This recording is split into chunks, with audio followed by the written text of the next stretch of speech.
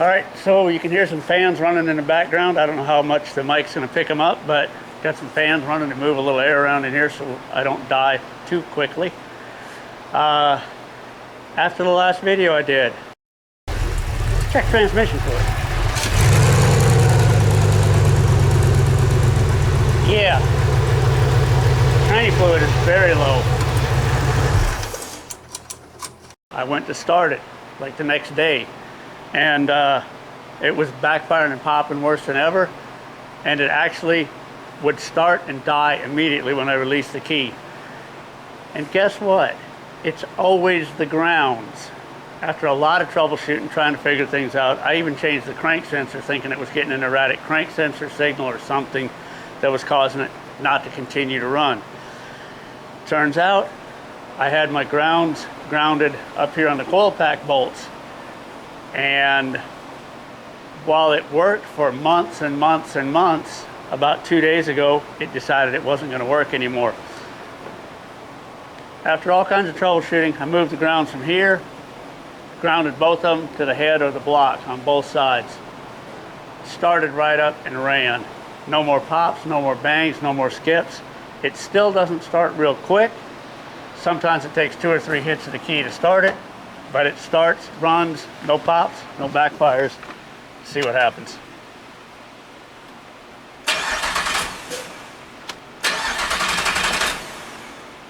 How about that? Now it's going to make a liar out of me.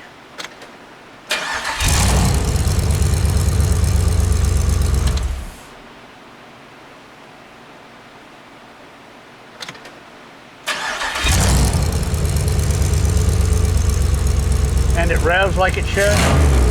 Doesn't stall out when you let off the pedal. No backfires. So yesterday I ran it all the way up to temperature. No major leaks, a couple little tiny drips, and I think both of the little tiny drips I have are from porosity in the welds where I welded the drain fittings on. So yeah, I'm pretty happy with where we're at right now.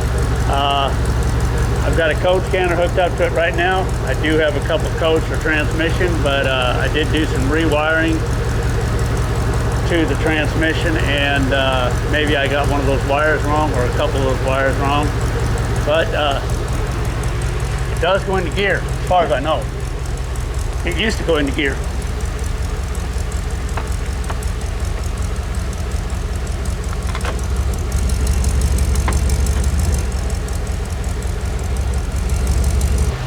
All right, so now I guess onward to other problems. Next thing is going to be getting the brakes working on the back wheels, bleed those, and I don't know what's after that, but it runs, it starts, it should move.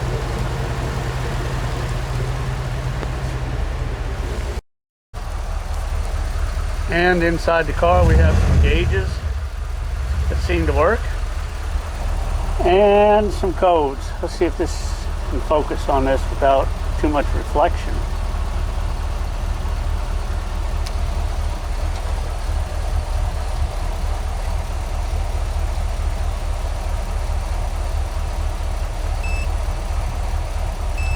Evaporative emission, yeah.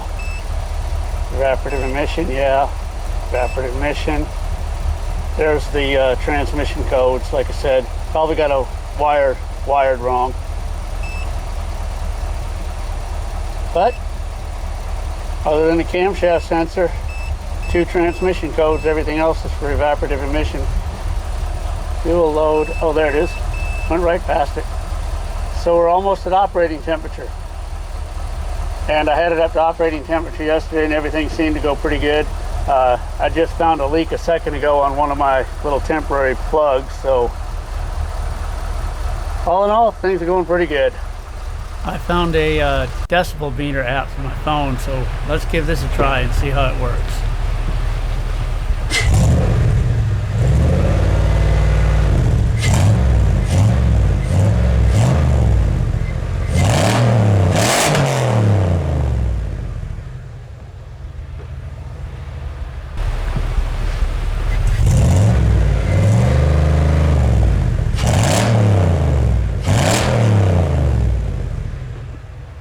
keeping in mind that this car has, well, pretty much no brakes at all. Yeah. It has pretty good torque, let me say that. You know, sometimes you just gotta ignore the signs. But honestly, in my defense, it spins the tires with the slightest tap of the throttle. None of the, let's just say, stupidity was captured on video, because I had no intentions of doing anything other than rolling it back and forth to see if it would move and all that stuff, and then putting it back on the lift. But and I realized how stupid it was to do that with the loose bolts that it has. I decided not to redo it just for the camera and risk breaking something that I was lucky enough not to already break. Well, we almost had a casualty while I was doing them little wheel spins there. This was up here on top of the car and it fell off, and somehow or another it managed not to get run over. But just how not too bright, or let's just go ahead and say how stupid was it to actually accelerate it like that. I mean, it was on the ground, and I touched the throttle and the tire squeaked a little bit, so I went ahead and, you know, played with it a little bit. But when I say there's loose bolts on the suspension, I mean there's loose bolts on the suspension.